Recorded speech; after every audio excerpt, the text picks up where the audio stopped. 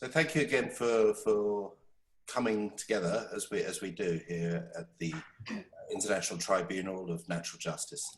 I'm blessed today by having commissioners that you'll recognise and a couple of ones that have not been on these later sessions but were at the inaugural hearings that we held in Westminster. The International Tribunal of Natural Justice is essentially about natural justice. Just so that we're clear, let's understand what those words are. They're very simple.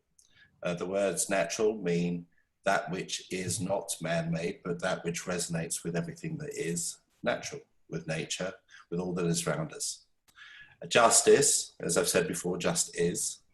And justice is something that we all understand because it acts as the antithesis, as it were, to what is wrong. And we know what that is too, all of us. We're not here to judge. We're here to hear testimony and to hear your words. And so without further ado, that's what I think we should go to straight away. So I'd ask you, because it's important that what you say to be the truth, to give an oath. And an oath is as simple as that as well. It just means that you believe that what you're saying is the truth as you remember it. So if you could please do that, perhaps we would swear in a witness. Yes. I, Mariana Maritato, solemnly affirm by all that is sacred and righteous that my testimony is given freely and without coercion and is the truth, the whole truth, and nothing but the truth, so help me God. Thank you very much. So to begin, perhaps you could in your own words now, I know that you've said these things before to other people, but to really start afresh with us and to begin with your testimony. Thank you. Thank you. Thank you so much for allowing me to give my personal testimony today to this commission. I appreciate the work that you are all doing. This abbreviated testimony is about my experience with torture inflicted with the use of directed energy weapons. What you will hear today will be merely the highlights from the 30-page notarized affidavit that I have already submitted as written testimony to the commission, along with video evidence, pictures, and audio files, as well as numerous professional reports that have provided evidence in my case. I will start with my professional background. I graduated college summa cum laude with a 3.9 GPA with a Bachelor in Science degree in Speech and Hearing Sciences. And I graduated with my Master in Science degree in Communication Disorders to become a speech-language pathologist. I also later studied and trained to become a certified aromatherapist and also a certified health coach. I also became a certified English teacher as well as an accent modification specialist for speakers of English as a new language. As a speech therapist, I have worked with children and adults throughout my profession in various clinical settings, including my work with adults in hospitals for 6 years. Some work in nursing homes, and my work with kids in school districts, and now in private practice. I had been managing my own private practice for about 2 years when I began experiencing the overt forms of extreme torture, though I later realized I was inducted into some sort of program covertly since very early childhood and possibly since birth. It was towards the middle of August of 2015, when I was 36 years old, when I experienced 3 full nights and days without any sleep at all, something I had never experienced before. I went to the emergency room and the doctor did a complete physical workup, including blood and urine tests and an EKG heart test in addition to a physical exam. Everything was normal and he stated my health was fine, prescribed sleeping pills and recommended I follow up with my general doctor, which I did. I tried 3 types of prescription sleeping pills at their highest dosages and none of them worked at all. After the 3 consecutive days with no sleep, I was allowed to sleep normally for about 3 to 4 days straight. And then after that, I was only allowed to sleep from 1 to 3 hours per night for some time. I missed an entire week of work and didn't know if I would ever be able to work again. Then I experienced what felt like a severe microwaving of my brain, with my entire brain feeling very hot at the time of the incident, and then immediately thereafter, I felt severe nausea and almost threw up. Then my brain was left feeling completely and severely numb for days, and I could barely function or think. Shortly thereafter, I got my period 2 weeks early, when I was usually very regular with my menstrual cycles. Additionally, I normally have very light periods and for only about 3 days on average. But this time it was at least 6 days long and a very unusually heavy flow. I researched it later and discovered that this is one of the well-known biological effects of severe microwave radiation poisoning. Then the severe electronic sexual assaults started. And when I say severe, I really mean extreme. I experienced an entire night with forced spontaneous orgasms repeatedly all through the night, one right after another, with maybe around 1 hour of sleep or so, as I lay immobilized in my bed in complete fear. This experience, along with the brain being microwaved and along with some internet research, is what made me put the puzzle pieces together to realize that I was experiencing remote external manipulation via electronic weapons, because these symptoms of sexual assault were not physiologically normal or possible without external manipulation. It is not physiologically normal to just have repeated spontaneous orgasms all through the night like that, literally one right after another. And then it all made sense when I learned about microwave weapons. In 2015, I began to experience what some call V2K, or voice to skull. This involves the projection of voices, noises, and music directly into my mind to communicate with me in real time and at the speed of thought. And it also includes the manipulation of thoughts, emotions, and perceptions in the person's mind. Additionally, the targeting is all highly perverted and sexual, as well as destructive and violent. Recently, they even started adding moaning and groaning sounds to the V2K and started putting actual creaking sounds directly in the walls to make it sound as though people are having sex. And I was able to audio record these rhythmic creaking sounds and have submitted this file to the commission. These voices are vulgar, violent, cruel, and constantly threatening and using profanities that I never use. They repeat certain phrases excessively, as I learned that repetition is a form of torture in and of itself. They frequently threaten to give me cancer, a stroke, or other medical emergency. They threaten to hurt my family. They threaten to make me lose all my money. They frequently threaten to do more extreme torture, etc. The voices also frequently tell me to commit suicide, something that is simply out of the question for me. Just the threatening alone is done at extreme levels and is its own form of torture. They coordinate the voices and thought manipulation with the physical torture, so that everything is highly synchronized in real time. They can see everything in my environment before I can, and if something is hidden out of my sight, they can tell me where it is, if they want me to see it. Likewise, they can also make me not see something that is right in front of my face. At first, I thought they were real humans because of how they related to me in real time, just like a human would.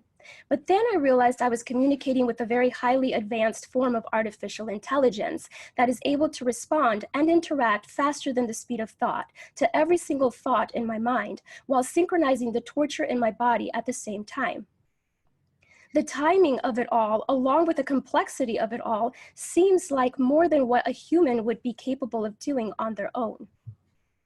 I began attending nightly support conference calls with other victims of electronic assault. I quickly saw the patterns in the way many people are targeted, including myself. I believe this is why William Binney and Kirk Wiebe, the NSA whistleblowers, are conducting an international survey of victims of these crimes to show the statistically significant patterns in victims' testimonies. I also came to the realization that my experience was considerably much more extreme than others, not only because of the quality or types of the many various forms of torture, but also the severity levels and the frequency. I realized also that the perpetrators targeting me were using much more advanced technologies than what many others were experiencing and witnessing, especially since others with milder targeting reported improvements with various shielding methods, but none of them worked at all to any degree for me in shielding against these highly advanced military-grade directed energy weapons. At that time, I also watched a History Channel documentary on YouTube on MKUltra, and saw some of the victims being horribly tortured, screaming in horrific agony, and I realized that my experience was actually much more comparable to that. And that wasn't what most others were reporting, though some were as well. My experience, unlike many others, involves absolutely horrific torture to the complete extreme on a regular basis. And everywhere I go becomes an absolute torture chamber. In one scene of that MKUltra documentary, a nurse in a hospital talked about a certain room in the hallway that apparently was the experimental room and how she would hear horrific screams coming from that room. Similarly, there are horrific screams from torture coming out of any room I spend significant time in wherever I go. I don't know what program I was put into, but it looks like some form of MKUltra-like program, and others have noted that it looks like some type of eugenics program. Now I would like to talk about some of the evidence that I have been able to collect. I went to a private investigator in March of 2016 by the name of Melinda Kidder, who specialized in these types of cases. She is available for testimony as well. Then I had a professional trace the frequencies using the FCC allocation registrations. I also had a nanopatch test done by a toxicologist by the name of Dr. Hildegard Staninger. The reports revealed that I had synthetic nanotechnology in my body, produced in the lab and not at all naturally occurring in the human body, and that the type of nanotechnology used indicated some possible use for non-consensual human experimentation. The frequencies emanating from my body were slightly above normal. One of the reports revealed the presence of HSP, heat shock protein 72, human tumor cells, immune system, and CTL29. According to the report, the bioenergy field exposure to HSP72 human tumor cells, immune system, and CTL29 is addressed in stem cell delivery systems as associated with neural oscillator sensors to deliver specific gene therapies and nano delivery platforms. These specific parameters are made in a laboratory and not found in a human being unless they are going through some kind of new medical treatment for cancer or other diseases, which I'm not. Additionally, there was a presence of infrared glass in my body, which is associated with metal particulate matter, even nano metal particles. Some of the frequencies being directed toward my body were traced back to the Department of Homeland Security, the US military, Medical Body Area Networks, MBAN, and some others, according to Dr. Staninger's reports. Additionally, however, I purchased my own spectrum analyzer and was able to not only confirm these frequency bands in various locations, including outside the US, but also found many others that I have been able to document and also trace the frequencies myself in separate documents that I have already submitted to the commission. The people who are doing these types of crimes in my case are in the upper echelons of government, essentially operating outside the rule of law, violating all basic human rights. In 2016, I underwent a psychological evaluation, and the psychologist determined that my experiences were not attributable to mental illness, but rather that my case indeed looks like electronic assault. I also have various other forms of physical evidence of this electronic torture.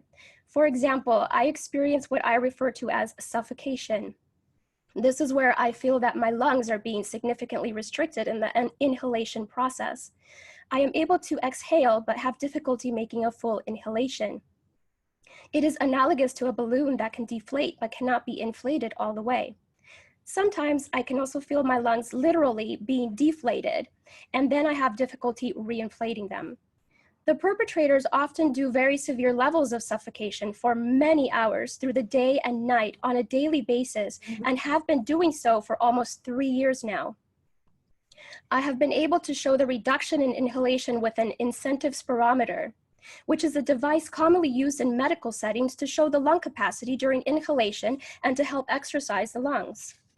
As a biker and overall healthy person, I've always had a good, healthy lung capacity, as I discovered one day long ago in a college anatomy and physiology class when we tested our lung capacity in one of the lab classes, and I had actually tested above average. Under normal conditions, on average, I have been able to move the incentive spirometer to at least 3,500 milliliters, sometimes more. And when I am being suffocated, I can clearly show a significant reduction, often down to the 2750 milliliter range or so. I have video of this evidence, which I have submitted to the commission. I had also devised a way to establish some physical evidence of the electronic sexual assaults, and I have video of this evidence, which I have also submitted already to the commission.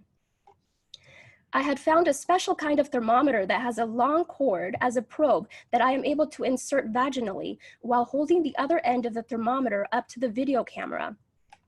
The numbers on the thermometer clearly go up during severe zaps to the genitals and then clearly decrease significantly when not being zapped. And then they increase again once zapped again in a direct correlation between the spikes in temperature and the zaps to the genitals, which were marked by noticeable facial expressions of pain, such as wincing, etc. Additionally, I completed an overnight sleep study showing severe deviations from normal for my EEG function during sleep and highly abnormal sleep patterns, whereas I was sleeping relatively normally prior to 2015.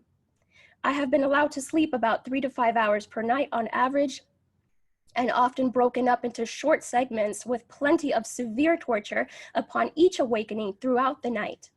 The nights are often very long and filled with various forms of severe and highly inhumane torture, making me feel every single minute go by so slowly. I also have hundreds of hours of video recordings from the past 3 years of torture. I have submitted a 6-minute video to the commission showing some of the extreme torture. Yet, as extreme as that was, it wasn't as extreme as it gets, and it can be for many hours at a time on a regular basis. It is truly inhumanely brutal torture to the very extreme, beyond what words can possibly describe. I have a video showing when they started burning my finger on one occasion in real time, right during the recording of the video. You can clearly see a triangular shaped indentation in my skin with a glossy, watery top. I have submitted this video to the commission as well. I also have witness testimonies from the couple from church that I lived with for 4 months who witnessed many of the extreme episodes of torture while in their home. I have submitted their notarized affidavits to the commission. And I also have a lot of pictures of the many bruises, bite marks, burns, and cuts they have inflicted directly with the electronic weapons, but also from forcing me to bite myself, etc. And I have pictures of some of the visible physical manifestations from the electronic torture, including the very severe belly bloating. For example, in one picture, I look as though I am at least 5 months pregnant, while in another picture, just 1 week later, I look closer to my normal. I also have pictures of the massive amounts of hair that fall out. I also have pictures from my live blood analysis showing the aggregation of red blood cells. It is known that microwave frequencies can cause the aggregation of red blood cells, putting the person at risk for many health conditions. I have also submitted all of these pictures to the commission. I would also like to add my professional testimony as a speech pathologist. There is copious evidence throughout the scientific literature of the strong, well-established association between psychosis and language impairment, particularly what is called formal thought disorder. The scientific literature discusses very specific, well-established patterns of impairment in the patient population with various types of psychoses. In my professional observation when talking and listening to victims of electronic assaults, which I have interacted with from all over the world and have listened to very many of them over the past 3 years, for the most part, I observe coherent, normal speech and language patterns, even for those with English as a new language. I observe minimal signs of impairment, such as mild memory difficulties, along with mild word-finding difficulties in some cases. Whereas I recall working in hospitals and nursing homes and having had clinical experience with the clinical population of patients with schizophrenia, and I remember observing distinct voice, speech, and cognitive linguistic patterns of impairment that are substantiated in the scientific literature and consistent with formal thought disorder. Recently, the medical doctors and researchers who evaluated US diplomats from China and Cuba concluded that their so-called sonic attacks were actually most likely caused by microwave weapons. The world needs to know that the US diplomats were not the only ones, and that thousands, if not millions, of innocent civilians around the world are being assaulted with various types of directed energy weapons for various reasons and by various groups of people. These inhumane crimes are truly rampant and putting many people's lives at risk. They affect men, women, and children. Many have died already. These crimes must be stopped with absolute urgency. During the 2004 Bioethics Committee, the Obama administration attempted to find if any continued unethical practices were being committed. There were over 300 victims of electronic assaults who showed up to testify, and only a very small number of them were allowed a few minutes to testify each. At the end of the day, the rest of them were dismissed without being heard, and the Obama administration concluded that there was no wrongdoing, and they further stated in a letter that they never wanted to hear from these victims again. In Richmond, California, the City Council heard a number of victim testimonies along with professional testimonies and ended up enacting a city ordinance for victims of electronic assaults. This was the first of its kind in the United States. In 2016, the president of the Philippines, Rodrigo Duterte, reported hearing the voice of God while up on an airplane. The voice told him to stop swearing so much. He promised to do so, but then later, when he discovered it wasn't really God, he continued swearing as usual. People need to start connecting the dots more and realizing that directed energy weapons are being used more than people realize.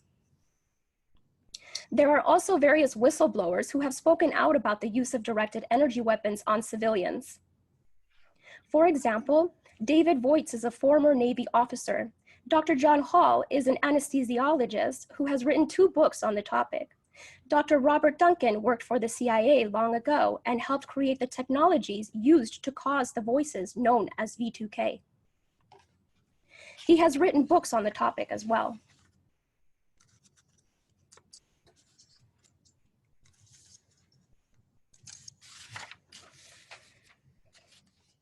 Around March of 2016, I learned about the Polish Minister of Defense holding a press conference admitting the occurrence of electronic assaults on civilians. And he promised a 6-month investigation. I decided to go to Poland to help with their activism efforts and perhaps get some relief from the daily and nightly extreme torture I was continuing to experience constantly, since I thought perhaps it might stop when leaving the country. However, the torture only got much worse during my 7 months in Poland. Even on the airplane, I was tortured the entire time, being suffocated and sexually assaulted, and much more. I have my own spectrum analyzer, and I have been able to replicate the frequency ranges discovered by the private investigator and in my reports. I have been able to show a clear pattern of federal government and military frequencies that are always directed at me, whether I am in the US or Poland, or whether I am in one part of the US or another.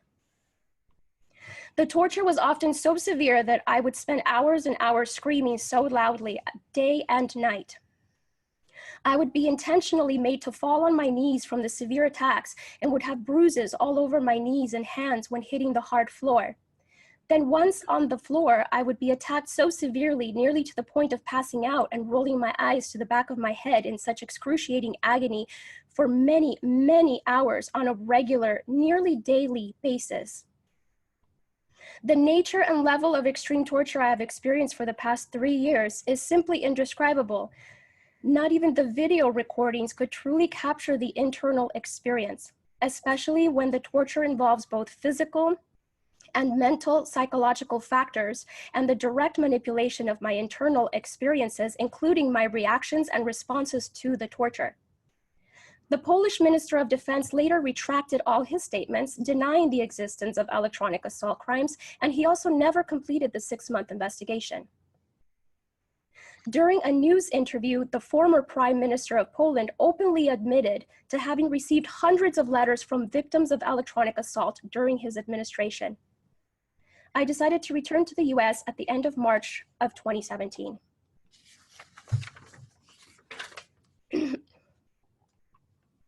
Now I would like to describe some of the forms of torture in more detail and also describe some of the effects to my health I have experienced.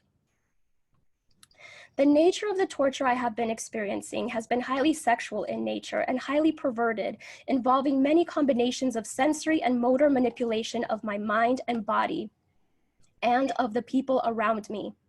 This includes many different types of zaps to varying degrees to the genitals, butt, anus, and the entire pelvic area. This also includes many kinds of movements, such as the rocking, swaying, jolting, vibrating, and shaking of my entire body or various body parts, specifically in a sexual way. The severe vibration is a highly noxious stimuli and is very intolerable. They sometimes do pulses or throbbing sensations on the genitals too, etc. There are also body movements such as rocking my pelvic area back and forth, repeated rubbing sensations, the sensation of something going up my crotch and in and out, etc. They also often force vaginal discharges and zap my genitals at the same time. These sexual assaults are present throughout the day, every day, and anytime I am awakened at night, every night. They range from mild to extreme, but usually involve daily and nightly continuous assaults for the past 3 years now. When severe, the zaps to the genitals feel as though someone is electrocuting my genitals repeatedly. I also often see highly disturbing pornographic images and videos, including highly disturbing pedophilia type of images and videos when I close my eyes. It also includes videos of violence and grotesque figures, and sometimes numbers and other symbols used to threaten torture. This forces me to open my eyes, even when I'm so sleep deprived. I experience frequent, severe forced movements of my eyeballs side to side, up and down, and bulging in and out. The forced eyeball movements are very often extreme, and I experience it often for many hours at a time, particularly through the night, nearly every night. This is often combined with other forms of torture. They also inflict forced biting, where they make me bite my hands and arms forcefully, leaving severe bite marks and bruises. I sometimes have to sleep with 2 pairs of gloves on my hands to help prevent the severe, painful bite marks and bruising. They are horribly violent, and they often threaten more extreme forms of violence. One of the things that the V2K repeats often is, "We only get worse." They also often zap my genitals very forcefully while at the same time forcing repeated strong, painful muscle contractions all over my body that are very exhausting, so that it feels as though I ran a marathon through the night instead of sleeping. This is one of the reasons why I have not been able to exercise since this level of torture started in August of 2015, when I was previously very physically active and fit. The chronic severe sleep deprivation plus so much torture day and night has completely exhausted me and debilitated my muscles. I have seen significant muscle weakness and flaccidity since 2015. Additionally, I experience frequent planted dreams and dream manipulation. They have also done planted dreams and absolute nightmares of my family members suffering. Throughout the past 3 years, I have experienced episodes of varying degrees of nausea and dizzy spells. They also have many, many ways to make the suffocation worse, as if that were possible. When it is cold outside, they often suffocate me severely while putting sharp pain in my lungs as I tried to gasp in for cold air. They also often put mucus in my throat to make it more difficult to breathe when they do the severe suffocation. They also sometimes stuff my nose up while suffocating me, and many other ways. They also use the suffocation and the burping to threaten more severe sexual assaults. The burping is often very severe, and I have many hours of video recording showing this unusual form of repeated and often severe torture. This is not something someone does naturally physiologically, and there is no medical condition that would cause this level of severe repeated burping for hours at a time, nearly every day like this. They also do forced limb movements, making me flail my limbs around. Just recently, for about a few months, they increased the severity of the suffocation while I eat to very extreme. Additionally, they not only do such severe suffocation while eating, but they also do severe dysregulation of my swallow function so that I can barely swallow and it feels as though I'm going to choke and therefore can barely eat at times. Now the severity is variable. Additionally, sometimes they do severe sensory burns in my mouth when eating or teeth pain, and they often do multiple forms of torture in the same meal. At their most severe, severity levels always vary. I have gone through maybe at least 2 pitchers of water in one meal and have taken over 2 hours to eat just 7 ounces of food, seriously gasping for air repeatedly the whole entire time. It was infinitely more severe than I have ever seen in even the most severe of my dysphagia patients when I was working in hospitals specializing in this area of clinical practice for 6 years. Had I seen that in any of my patients, I would have had to recommend a feeding tube. They also sometimes put mucus in my throat to make it even more difficult to breathe and swallow. They also often manipulate my sensation of hunger. They bloat my belly so severely that it looks as though I am pregnant. This makes eating even more difficult, and it also makes the suffocation so much worse because of the weight pressing down on me and on my belly. It is heavy and painful and done every day. I have only been eating about 2 small meals per day for a long time now because of the torture. They do extreme forms of torture and at very extreme levels and on a regular, repeated, and continuous fashion over a very long period of time. I am also a certified health coach, and I have done everything I can to ensure my continued good health, including trying to go for a walk as often as possible, which has become the only form of exercise I have been able to do since 2015. And even that, I'm not able to do as much as I'd like due to the exhaustion every day, as well as the sexual assaults that make it difficult to walk at times. For the past 3 years, it has been all about survival. Literally, just trying to keep myself alive to get me to the day when I can be free from this torture. Every day has been a miracle of survival. I also experience what is referred to as malodorance. This is the alteration of the smell sensation so that I am often made to smell various things, including smoke, burning, dirty diaper, or baby powder, which they sometimes combine with the pedophilia type of torture, including the threat of planted dreams and videos in my closed eyes. Specific foods or things like flowers, etc.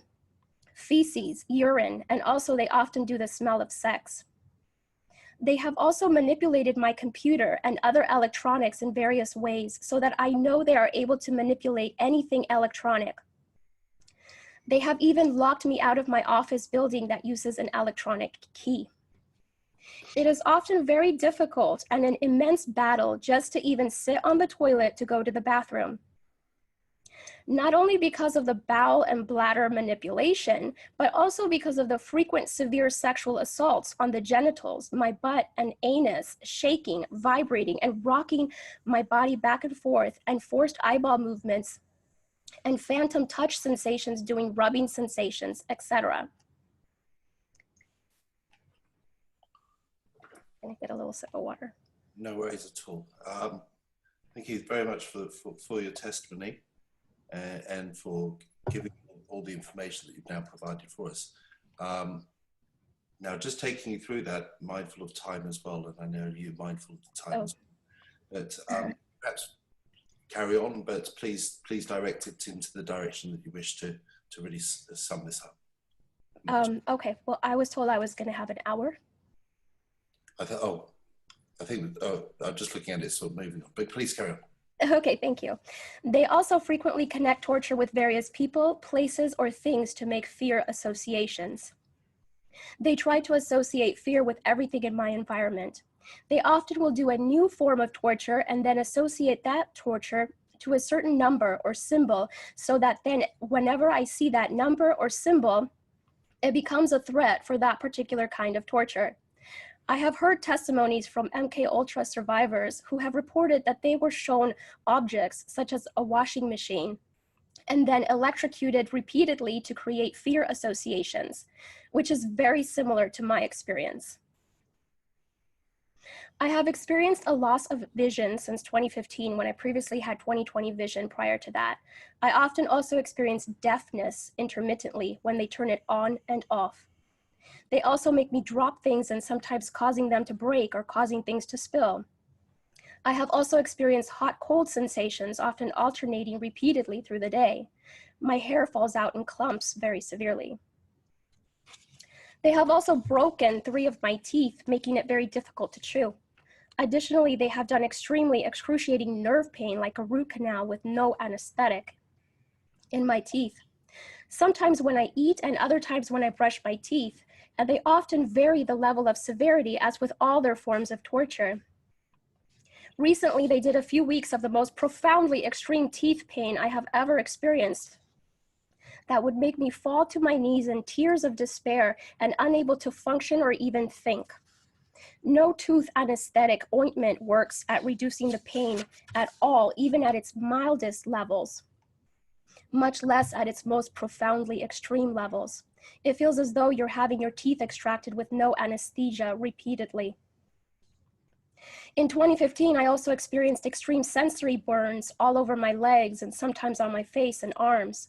The first incident of this was so extreme and highly traumatizing that it made me let out a most horrific piercing scream. This is completely sensory, so it leaves no marks, but it feels like you're being thrown into a fire while still alive. One day in 2015, also, I was awakened in the middle of the night with my left arm completely limp, as though there was no bone in it, or as though it had been paralyzed, and it had a horrific numb-like sensation in addition to a severe burning sensation. I awoke suddenly in the most extreme, piercing screams, not knowing what to do other than to just cradle the totally flaccid arm in my other hand while screaming hysterically, and then it quickly returned to normal, but left me very traumatized.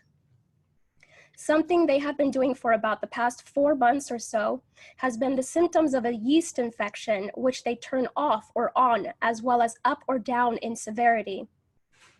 Right after nearly every shower, and sometimes during the shower, they do severe symptoms of a yeast infection, sometimes making me scratch my genitals so much that it leaves my genitals painfully raw, making it hard to walk or sit or go to the bathroom. I would now like to talk about the people around me being manipulated by these electronic weapons as well.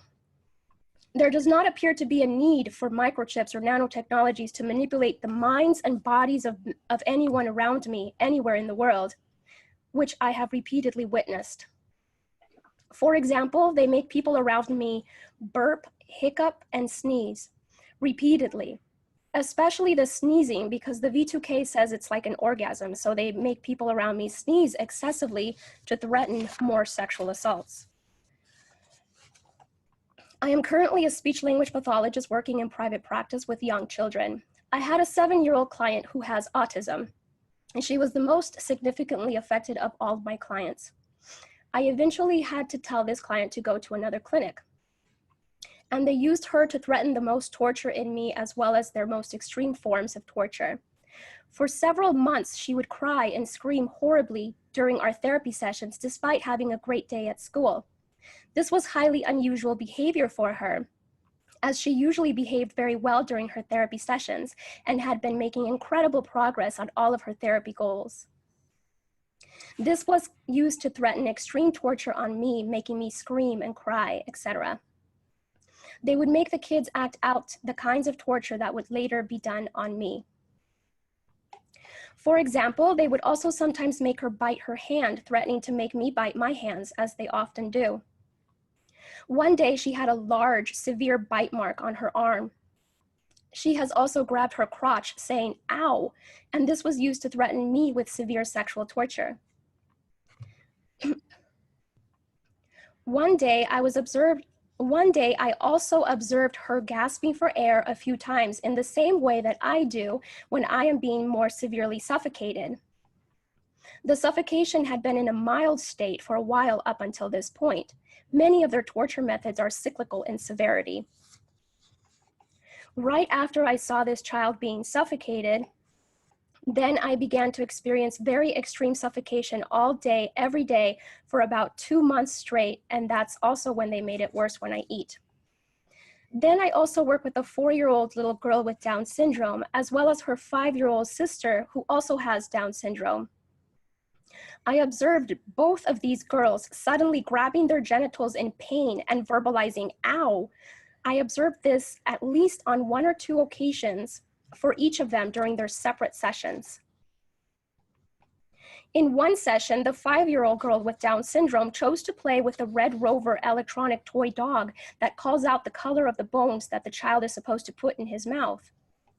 This child started saying the colors of the bones before the dog would call them out, and she was correct every time.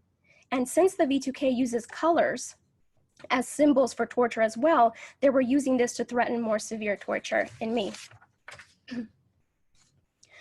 I also have had a couple of kids that experienced zaps of pain to their hands as they covered the sore spot with their other hand, saying, "ouch."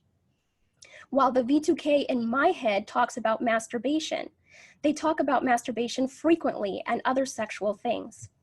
During one session, I observed one of my 3-year-old clients suddenly grab his crotch and lean forward in his chair. And then he made a frightening grimace of severe pain. I asked him what was wrong and if he needed to use the restroom, but he said no to having to use the restroom and was not able to verbalize anything more due to his language delay. He looked puzzled and bewildered. Even though I had stated that it was time to do more work right before this incident, I quickly just let him play another game, and he quickly returned to his joyful, happy self again. In other sessions, he has also grabbed his crotch and said, "ow," while looking up at me. A while back, I had a 4-year-old client at my office who complained of disturbing sounds in his ears when none were around. It only happened as soon as he entered my office.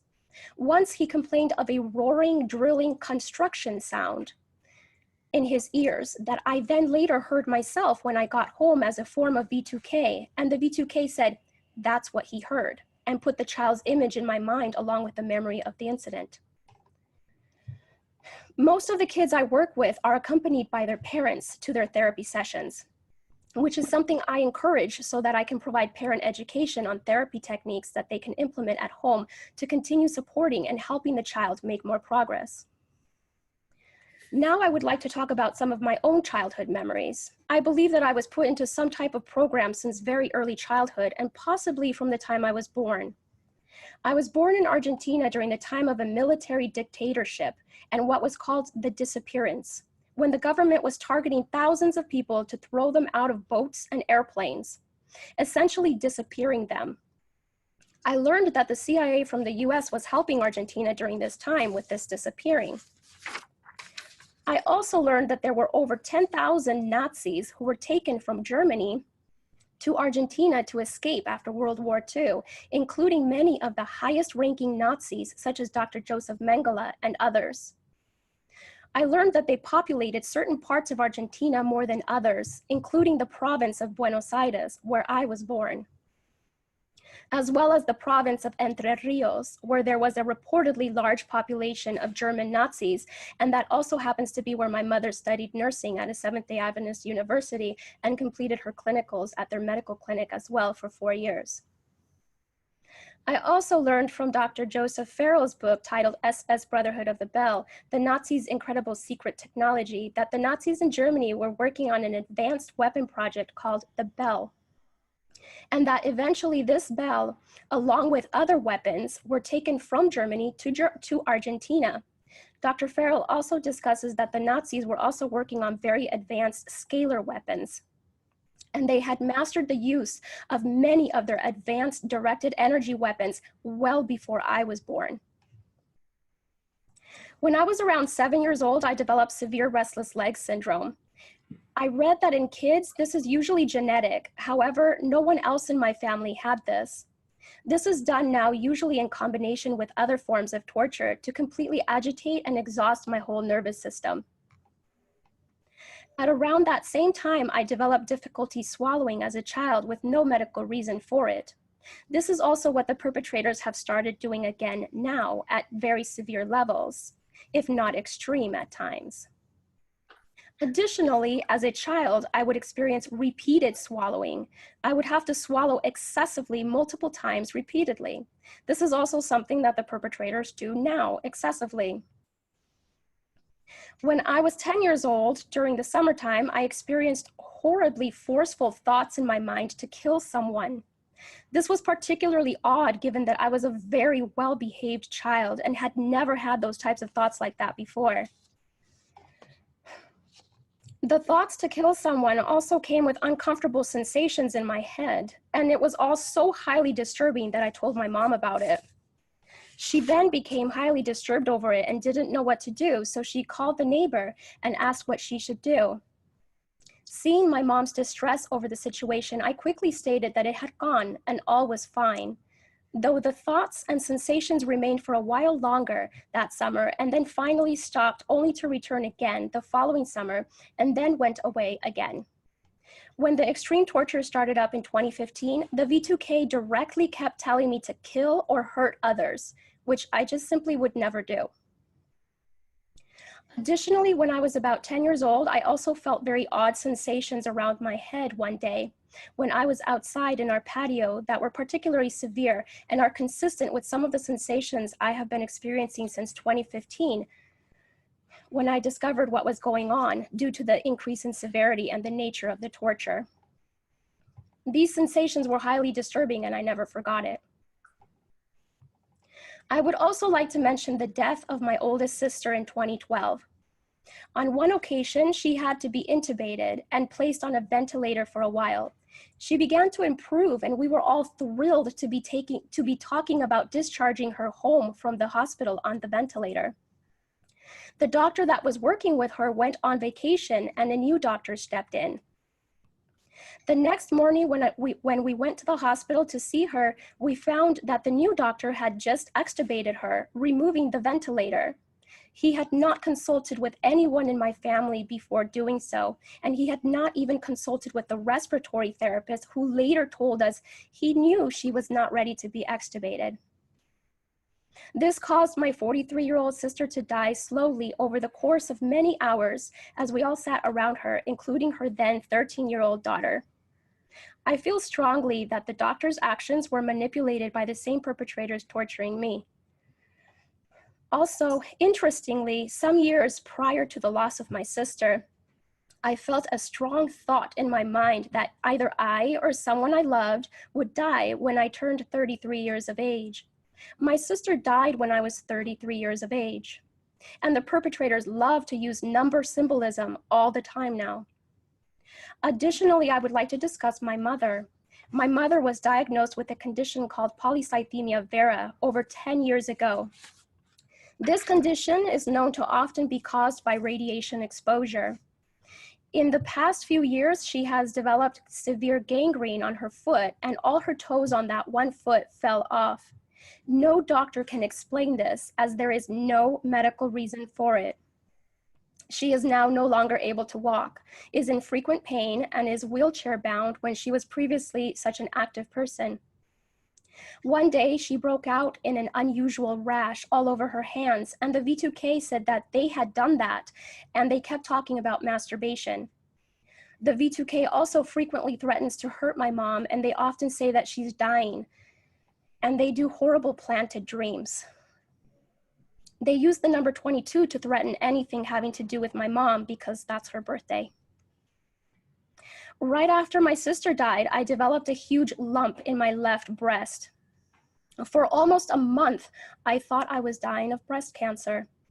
This was immediately after my sister passed away, the first day I arrived in the new state after moving from the old state, which was also a very stressful move, particularly at that time.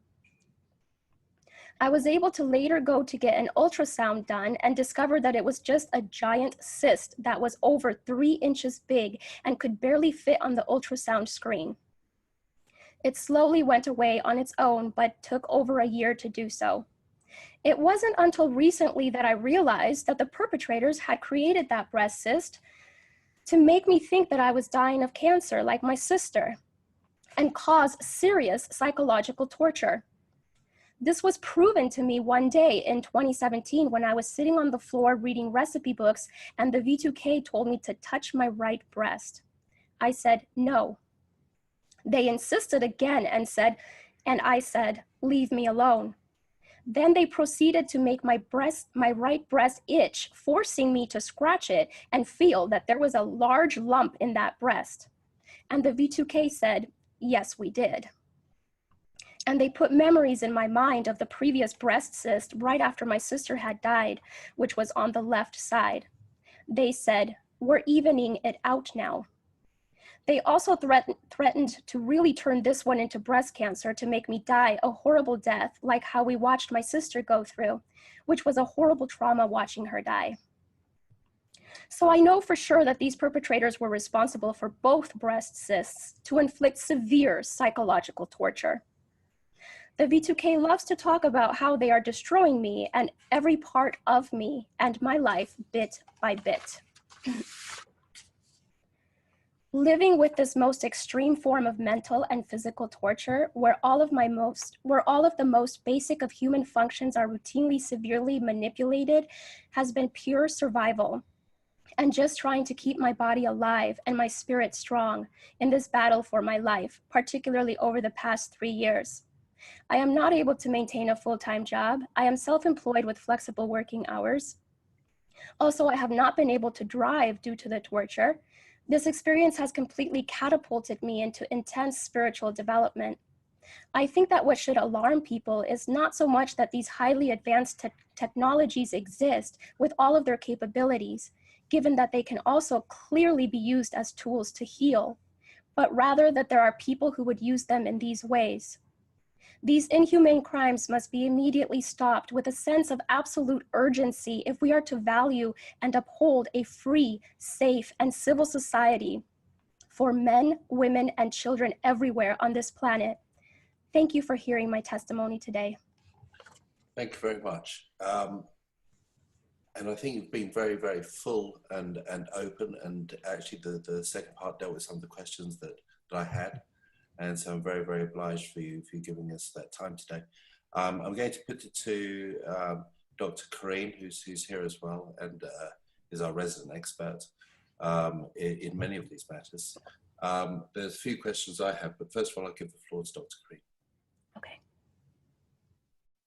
I have some questions that surely people around the world will also have. And the first one is, why you, Mariana?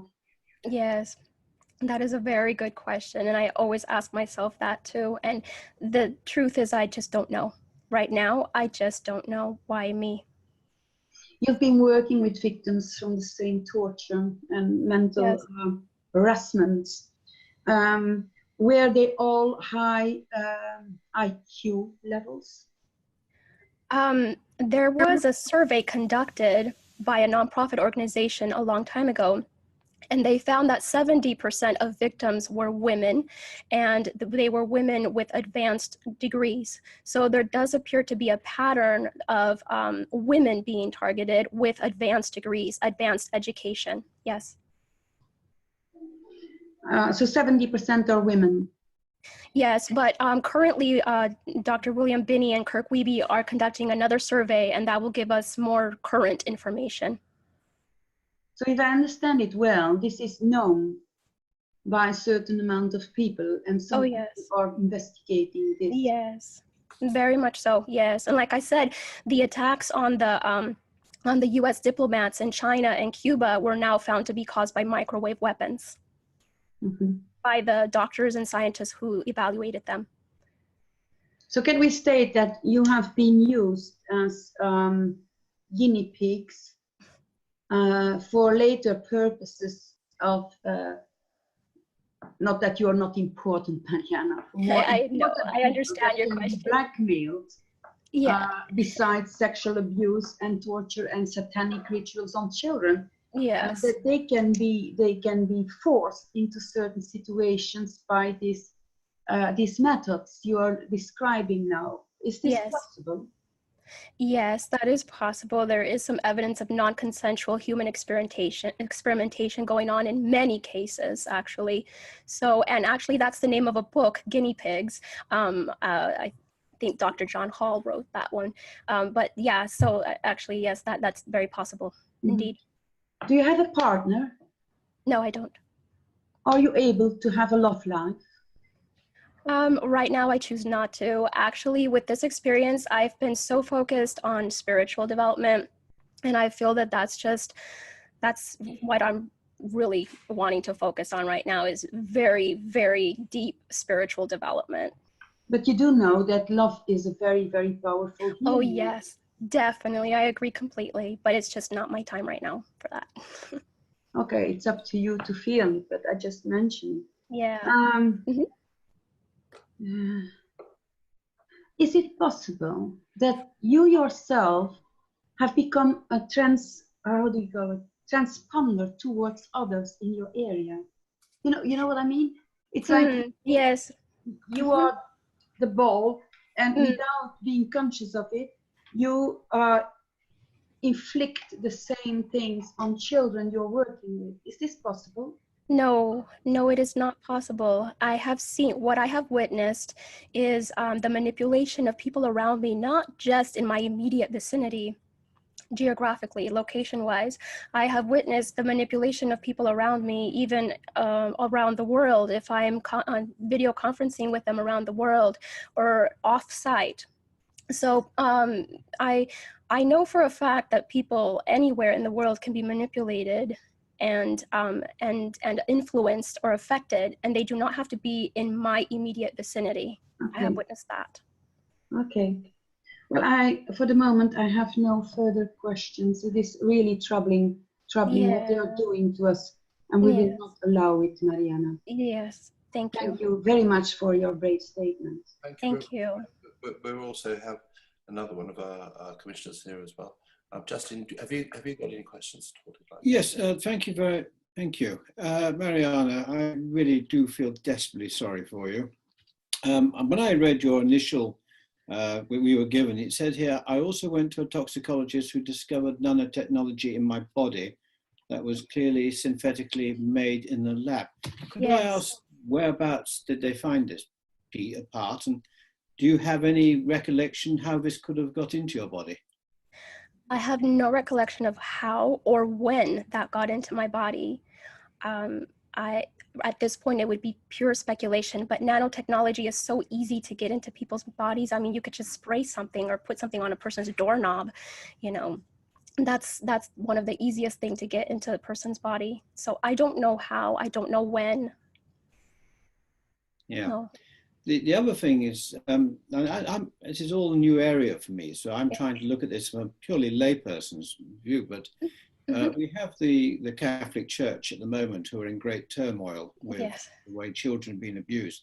Now, the way you reacted in many occasions, I could hear a priest saying, you're possessed of a devil, you are possessed, you are possessed. Now, I don't know if the Catholic Church have made any comments about this. As I say, I'm just trying to be a layperson, trying to get to the bottom of what's going on, because we do know that the Vatican have huge questions to answer about their morality and what they're really doing.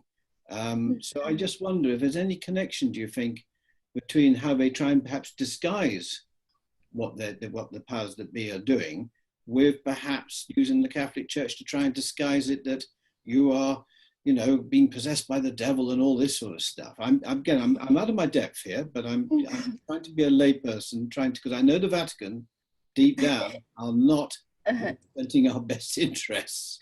Yes. I don't think the Vatican's come up in this particular a set of questions. So I just put that there. That at the moment, very much is in relation, I think, to incidents that occurred in childhood, previous childhood, in relation to people in Argentina and other events around you in the latter part of your life now.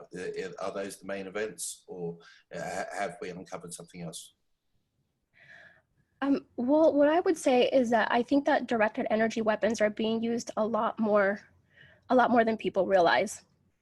I don't know when, but I do believe that it's possible that that they could be used to fake things that are, like, for example, a possession, a demon possession, or they're used to get people, for example, whistleblowers, they're used to target whistleblowers and make them to be discredited, to make people believe that they have a mental illness of some kind. So they're made to be used to make people believe different things about people. And they're used a lot more than people realize. I agree. To be honest, I agree. Sometimes you see people change in front of your eyes and you don't understand why. What is happening? I would also like to add, I recently heard a testimony from a Catholic nun who reported that because she became a whistleblower for the pedophilia that was going on in the church. And because she became a whistleblower, she became targeted similar to me. And she also got the nanotechnology in her body. And she was also electronically assaulted as well. So, and this was coming from the Catholic Church as well. So I do believe that there is some connection, and that they may be some of the people who may be using these technologies as well, possibly. And then those people end up in psychiatric or mental hospitals. Yes, sometimes. Where they can be exploited even more. Exactly. Mm-hmm. Poor people. Yes. You're strong, Mariana. You're strong. And okay, I agree, maybe the spiritual world will help you, but the strength is within you. Yes. You keep saying, no, I'm not going to do this. No, leave my body. No, I'm not listening to you. You're the strongest person in your body because it belongs to you. Maybe with the help from spiritual things, maybe, but your doctor is within you. Yes, I agree. And we can heal ourselves from incredible things. I helped myself a year ago to avoid a back operation, and I have no pain at all anymore, although this was impossible. I just ordered my body, arrange it, clean it up. Yes. And the day after, it was gone. I was on the point of having my right leg amputated of the pain. Oh my goodness. Yeah, I couldn't stand it anymore. So, but it wasn't in my leg; it was in my back. And I just said, no hospitals anymore. I just said, heal it. You're there for it. And the day after, it's almost a year now. The pain did not come back. So keep in mind that you have this strength within you. Yes. Use it. Yes. Right now, the biggest priority is to stop these crimes. I do believe I'll be able to heal very well after this, but the torture is ongoing. It's very extreme. And, you know, they just constantly say how much they want me dead. So right now, the biggest priority is to stop these crimes. And then when we are free, we will heal. Excellent. Could I just come in and ask? Yeah, go on, Justin, please. Yeah. Could I ask, I mean, obviously you've mentioned other countries where this sort of attacks are taking place, Poland and so forth. Yes. Do we know, is it really global across the world, or is it West, you know, is it so-called advanced countries? I mean, developing countries? Yes, that's a good question. Thank you. It is absolutely global. This is happening to millions of people all over the world. People are complaining of electronic assaults from any and every country, third world countries and advanced countries. It's happening everywhere. Just a couple of questions from me as well. So when you were about 7 years old, you used to suffer from restless light syndrome. Yes. Can you describe what that is a bit more, please? Yes, well, I would be made to move my legs very frequently, like this, twitching back and forth, moving my legs repeatedly. Well, at very severe levels, actually, it was very severe. And nobody else in my family had that. I was the only one. When I would get scared and go to my parents' bed, I would be having to move my legs very, very quickly, very, very repeatedly, very, very big repeated movements of my legs. And they would say, stop, stop, stop. And I was the only one who would do that. Okay, thank you for that. And but your mother was a nurse as well. So she was. What sort of nursing was she doing? I don't know. She only practiced nursing for a very short amount of time when she was in Argentina, but then when we immigrated to the US, she stopped nursing altogether. And what did she do then? She was a missionary in the church with my father. Okay. And are you still in touch with your mother and father? Not my father, but yes, my mother. And they're now apart, are they? What was that? Sorry, they've now divorced, or they're apart, or? My parents are divorced, yes. Thank you. My mother lives in Colorado in my sister's care. Yeah, that's fine. We don't need any information on your mother, but Okay. we're offering that. Okay. So just go through some of those questions that have been asked, and I think you are very brave, and I think what you have been, your time has been awful, and I think just to have sacrificed and lost so much of your life and that thing which has been taken from you is a terrible thing too. And I really hope that things like this testimony allow you some relief from that and understand that we do understand. Thank you. I think it's also important for us to also look at, as you're doing, and I'm really heartened by that, looking at how we can in the future, you in the future, can actually use this as benefit for others. Yes, definitely. To tell your story and to let others know that, you know, that they're not the only ones going through these very difficult, extreme situations. Yes. And to look for relief in that as well. So I'm glad you're doing that, and you're recognizing that, and you're recognizing the voices that the people are putting into your head as well. Yeah. Which is probably, that's amongst the hardest of the things, I imagine. Yeah. Well, one of them. The sleep deprivation and the suffocation are particularly cruel. Yeah, exactly. There's a list of really bad ones. But yeah. That's good. So thank you very much for that. I'm going to leave over now to Dr. Corrine. I think she could perhaps finish off with a few very important words. Thank you. Yeah, you said something very important, Chris. You talked about what her parents did, and she said they worked in a church. What kind of church is this? Seventh-day Adventist Church. Seventh-day Adventist Church. Okay. You know, I'm making a database from all these elements. Mm-hmm. And it occurs already now to me that most of the victims of this kind of manipulation, but also MK Ultra and all the others, are started by the church, the different churches, because they are different, but in fact it's all the Vatican, let's be honest about this, or the army. Children have been, I have the impression from what the profile is becoming large, that children are taken in churches or from military people. So I would like to stay in contact with you to have more specific information to fill in my database. Absolutely. There is a pattern, and the pattern always goes back to the same. Okay. The Vatican, I'm sorry. Yeah. CIA, Vatican. Yeah. And under this, there is army and churches. So I think the key to take for just one question as well, which is just really a bit of assistance for people who are listening who don't know a lot of the language. What exactly is V2K? V2K is voice to skull. That's where they project voices in your head. So you can hear voices, they put noises, they put clicking sounds, they put different noises, they even put music in your head. It's when you hear things in your head. Very good. Okay, thank you very, very, very much for that help.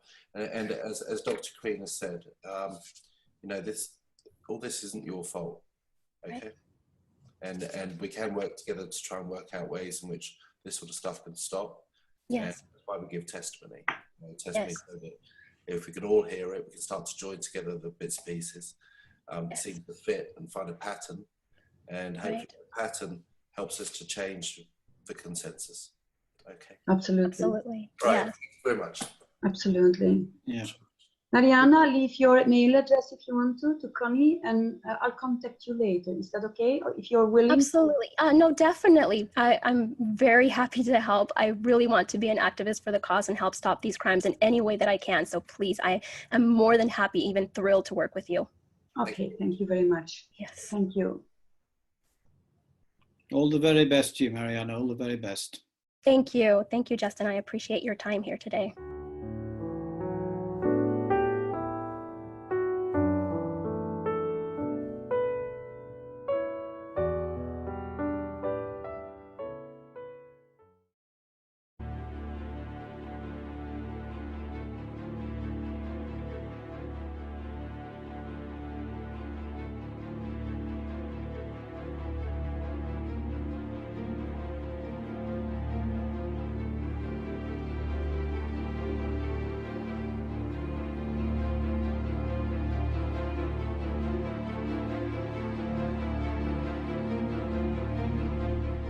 I was actually put into some kind of special access program, a government torture program, since I was a really young child.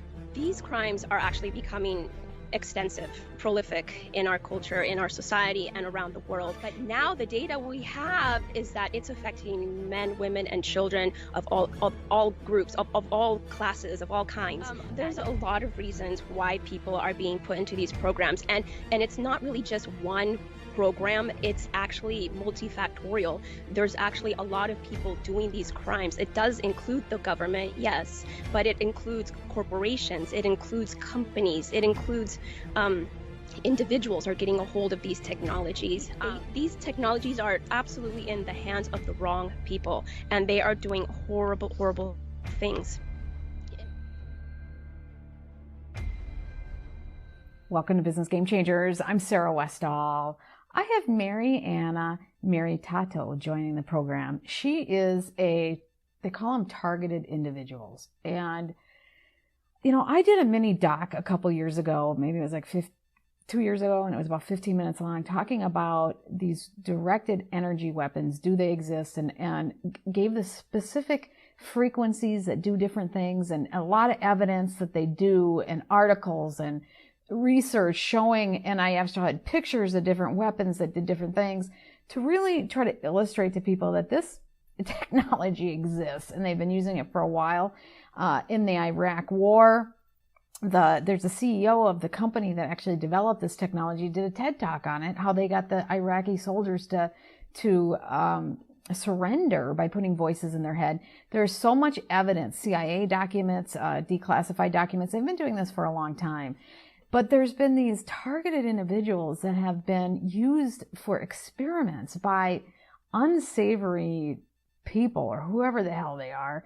And they use them because they need people to test on. And this is the problem when bad guys get hold of technology and what they do with it. And I've said this before that, you know, the Nazi experiments, the Dr. Mengele, who was doing those horrific experiments on human beings, those types of things haven't stopped. It's just not in the open. And all these people who are victims of this now are coming together and trying to get this out in the open. The UN, Professor Milsner, who is one of the people that really look at human rights and torture at the UN, and I don't remember his official title. She has it when we talk about it. He's actually studying this now and bringing it to a whole nother level of legitimacy, which is what they needed. The governments know this exists, but it takes people at that level, and the media, not just one person like me, but the media getting behind it. When we all got behind the human trafficking, they couldn't ignore it. So when you get a mass amount of people getting behind something, then they can't ignore it. And we still have more to go, but the groundswell is building. This individual, Mariana, is so believable when you listen to her. She is, I've heard her give testimony. I've seen her facts and the proof of what's going on. She studies it more than anybody I know. I know there's other people who are experts. She's humble, so she won't give herself that credit. But for somebody who's been targeted and who've been abused for a long time, she's really amazing, very courageous individual. And I think we're honored to have her come on and talk about this. I'm worried because I think the technology can be directed en masse towards individuals, towards groups, towards communities. If this has gotten into the wrong hands, it could be very bad. And so it's a clear and present danger to us, and that it's good that we're exposing it. I mean, putting our head in the sand is never good. So the fact that it's being exposed is very good. But anyways, before I get into this interview, I want to tell you that there are 2 products that I really highly recommend. I have a lot of great products, like the telomere lengtheners makes you feel great. Let's feel great as we age. But there's 2 products that I think in this day and time is really important for everybody to be taking. And that is the C60 gel caps, best formula out there. It soaks up those free radicals and lets you heal. It helps with all the problems that we're bombarded with.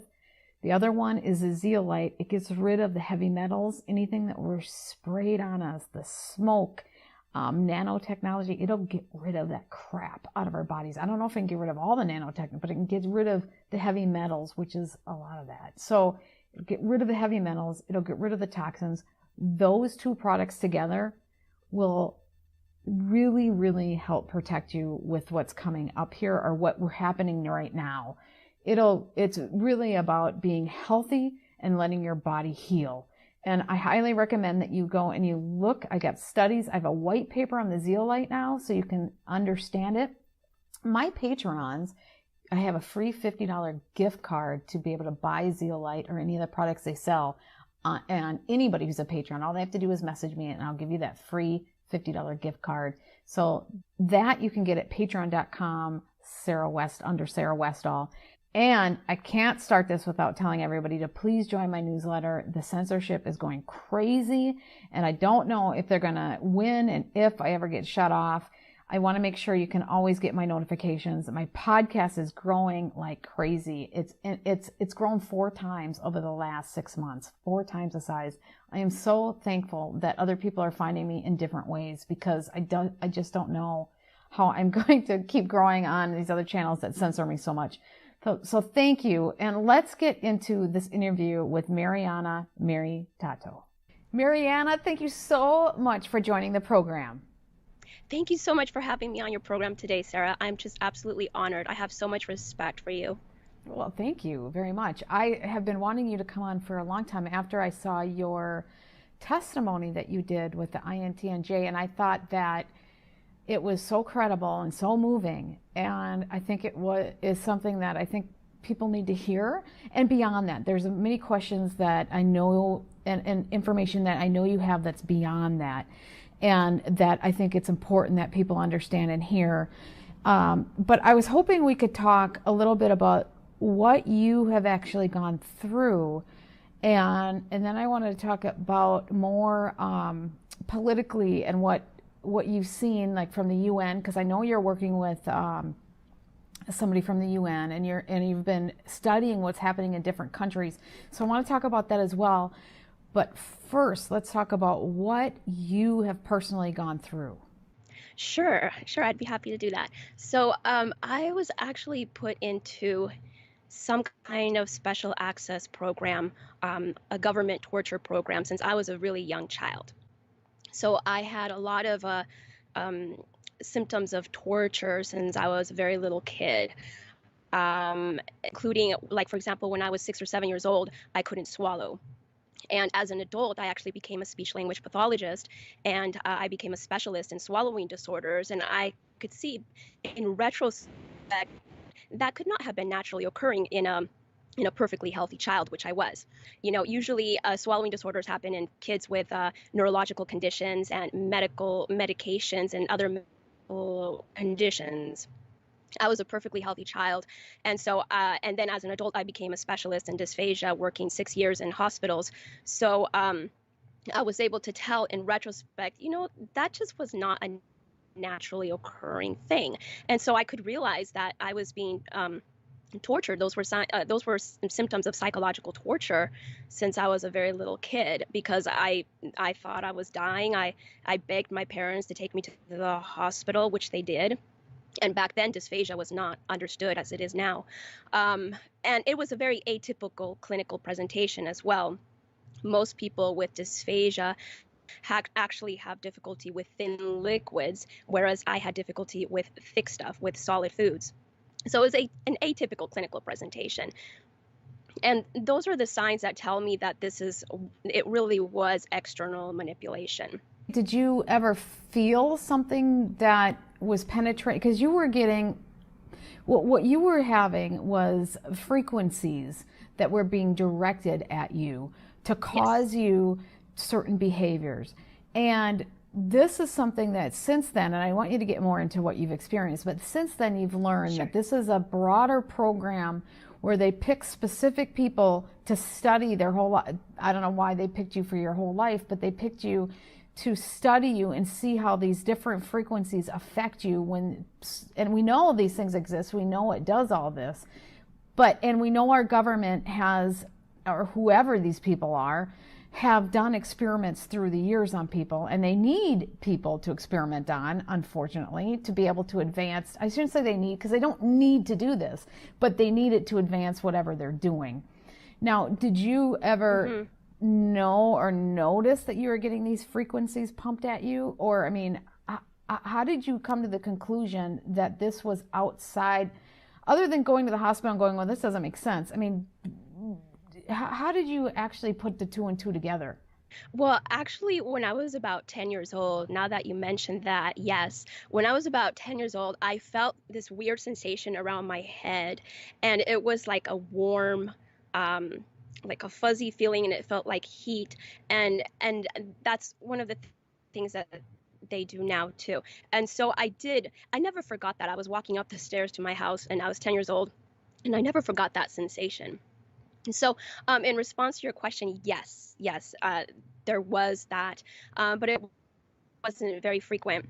But also I wanted to add, these crimes are actually becoming extensive, prolific in our culture, in our society, and around the world.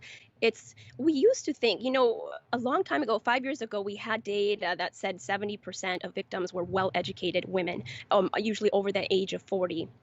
So I do have a master's degree, and yeah, I'm female, but now the data we have is that it's affecting men, women, and children of all groups, of all classes, of all kinds, and there's just so many people getting put into these programs. It's not really specific people, but it is specific purposes, because the reasons are very widespread. There is non-consensual human experimentation for sure, and there's actually a lot of reasons. I wrote a whole list of reasons because there's so many of them. So whenever you want to go through that, or you want to continue with my personal experiences. Well, whatever you think is if we want to go, let's go through the list, and then we'll get back to your personal. Okay, so there's a lot of reasons why people are being put into these programs, and it's not really just one program. It's actually multifactorial. There's actually a lot of people doing these crimes. It does include the government, yes, but it includes corporations, it includes companies, it includes individuals are getting a hold of these technologies. There's a lot of people, there's gangsters, there's just a lot of groups of people, and a lot of different kinds of people are getting a hold of these technologies and doing these crimes to other people. I recently spoke with a lady, she's a mother of a teenage boy, and she was being harassed by her former employer. So there's employers, there's companies, there's corporations. I mean, there's just a lot going on out there. Yeah. Is that because we're starting to understand the technology, and the access to this technology is great, and it's becoming pretty widespread, understood that this technology exists? That could very well be. I mean, it's just becoming so extensive that, I mean, yeah, you could ponder why, but it is. The technologies are just so readily available. There's different levels of technology. At the very most basic level, people can get, really easy types of very simple, basic technologies that are not very sophisticated, but there's different levels of advanced technologies. And at the highest levels, we know that they're capable of doing extraordinary things with these technologies, as I have personally experienced and witnessed. But some of the reasons for these crimes include revenge. Like I said, this lady I spoke to, her former employer was targeting her and harassing and torturing her and her son, teenage boy, There's revenge, there's for-profit, there's human trafficking. People are being abused and tortured and even murdered on camera, and it's being sold overseas in different places. I heard that Asia is a buyer of this stuff, and they're really into that stuff.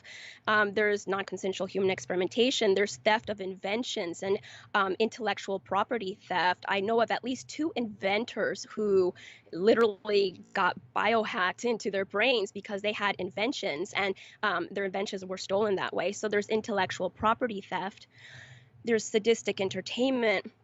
There's hate crimes. There's a group of men in San Francisco that are homosexual, and they all hear the same lady in their head, the same lady's voice in their head, and there's just spewing hate crimes.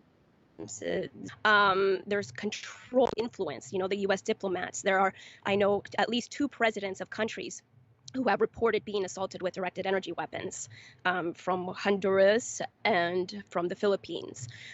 So there's political control. There's, so there's a lot of reasons. I mean, the list goes on and on. Any reason why Exactly. you would want to do this, right?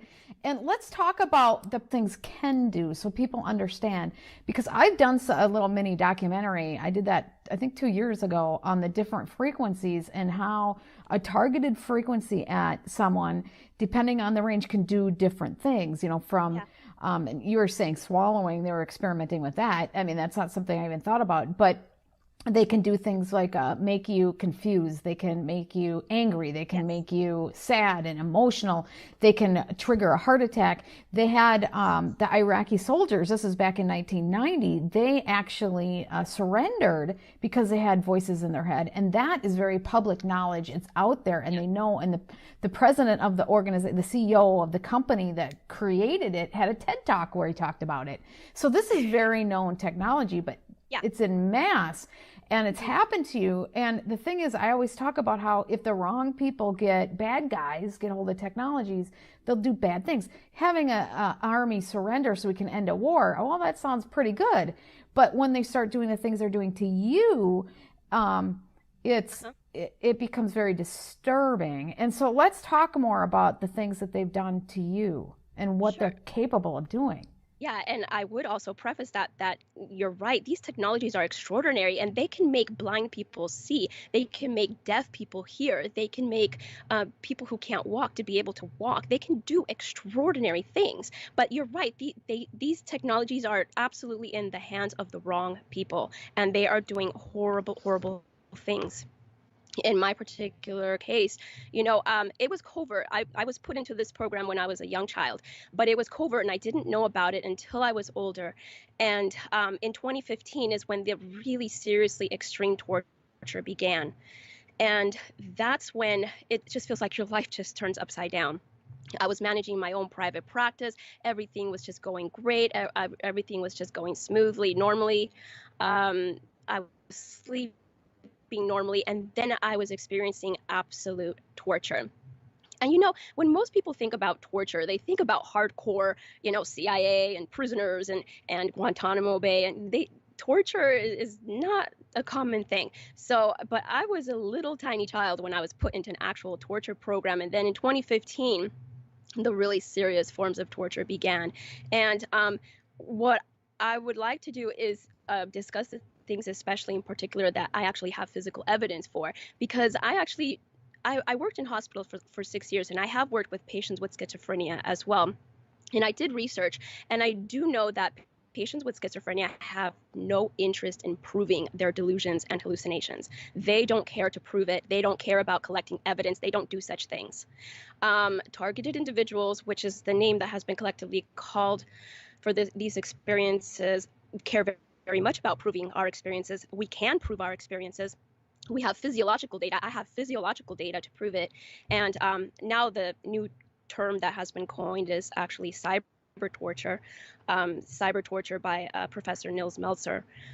But for the past 5 years, I've been very seriously tortured. Very, very, very. I mean, if you could plot the average targeted individual, mine is an outlier in terms of how extreme it is. And like, for example, they do the dysphagia now, which is difficulty swallowing.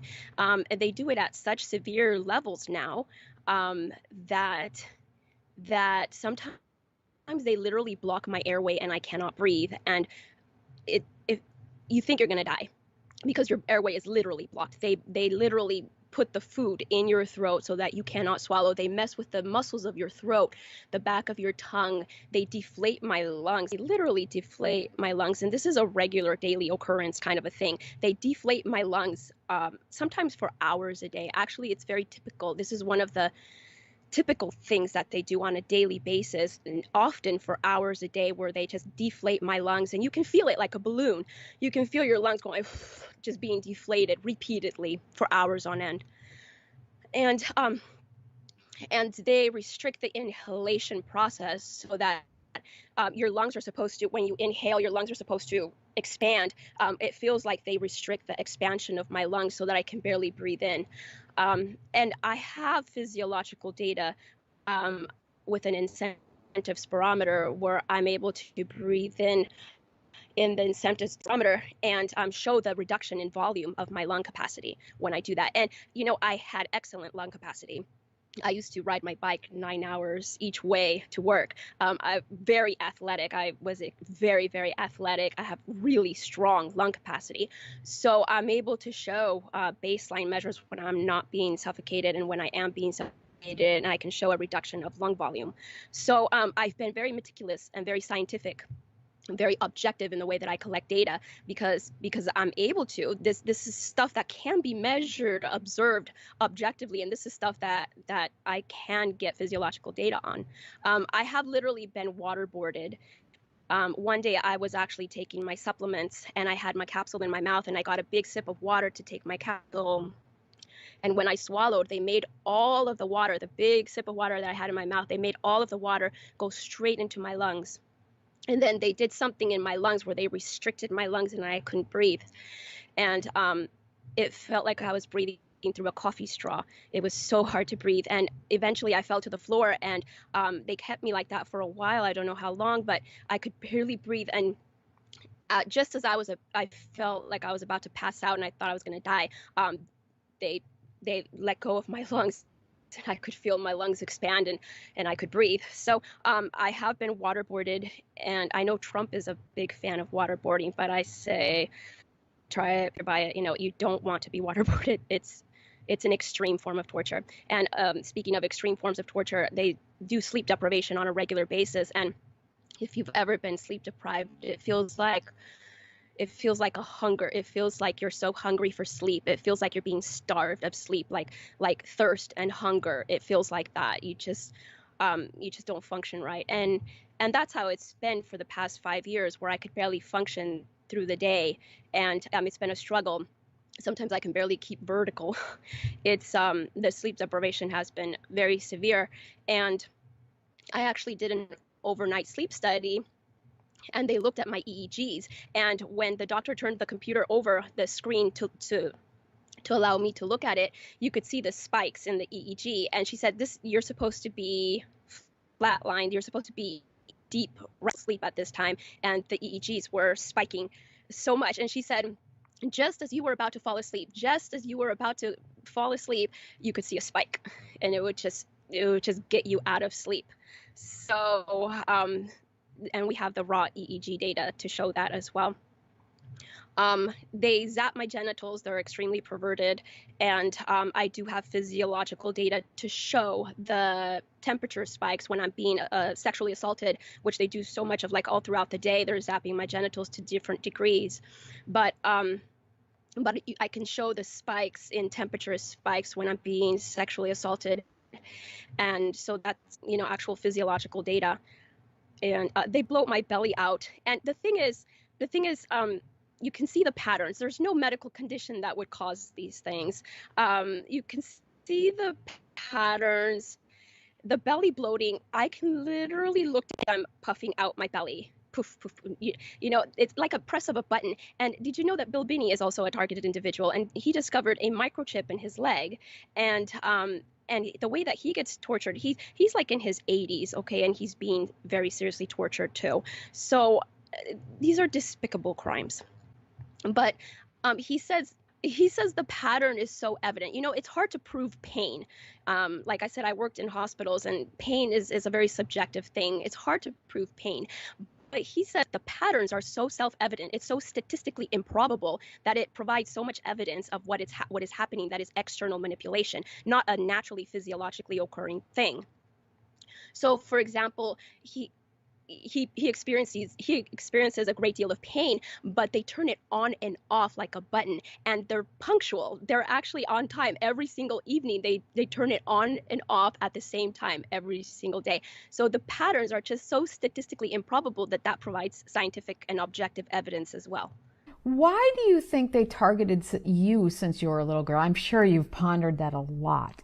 Why do you think? Yes. Yeah, I mean, why you, and why don't they just leave you alone at some point and just go to somebody else? Yeah, I have pondered that so much. And there's theories. One of the theories was, well, I was born in Argentina, and there's a lot of Nazis there, and there was the CIA did go help in Argentina for a while. There was some CIA involvement in Argentina. That was one theory. My other theory is I grew up from the age of 4 years old. I grew up in the San Diego area in California, and that's where one of the largest U.S. Navy bases is located. And I have a bunch of quotes from people who worked for the U.S. Navy who helped to develop these technologies. Well, actually, I have a lot of quotes in general from people who helped to develop these technologies, and they're coming out and saying, yes, the technologies exist, and they're being used in malicious ways. Malevolent kinds of ways. So that's my other theory, is that I grew up in that area. We frequented Balboa Park. We frequented the pier area. Maybe they got me when I was growing up in that area. And maybe you're an anomaly because they want to crack you and they're not, or you share your information and so they want to hear how it's actually affecting you. I mean, I'm just coming up with theories as well. Yeah. But, we have these theories at this point. Yeah. Well, let's talk about what's happening in different countries, because you have been studying what different people are trying to do to disclose this and to stop this, and that's where it gets really interesting.